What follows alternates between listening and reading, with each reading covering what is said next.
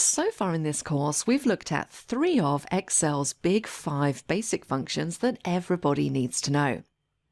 So it's now time to finish off this little list with the final 2. And the final 2 functions that everybody needs to know are the min and the max functions.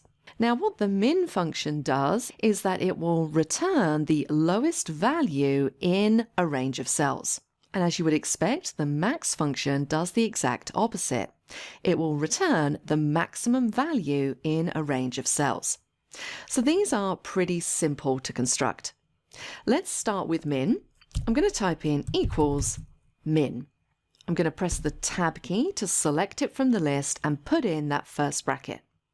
And once again, we have some very simple arguments. We're just required to select the numbers or the cell range that we want to find the minimum value of. So I'm going to select this cell range just here, C3 to F3, and what this is going to do is tell me which value is the lowest.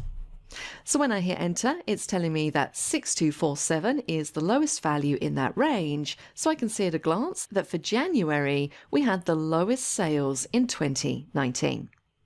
I can do exactly the same for max. Let's type it in, let's select our cell range, close the bracket and hit enter, and now I have the maximum value, which was in 2021.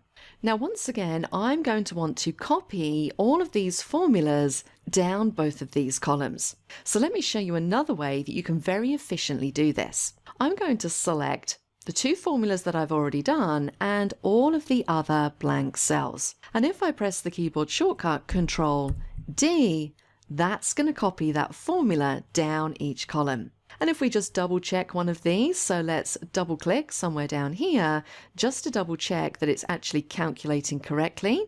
So C9 to F9, the lowest value there is 5538, and I can see that yes, that is correct. So Control D is another really useful little shortcut when it comes to quickly copying a formula into other cells.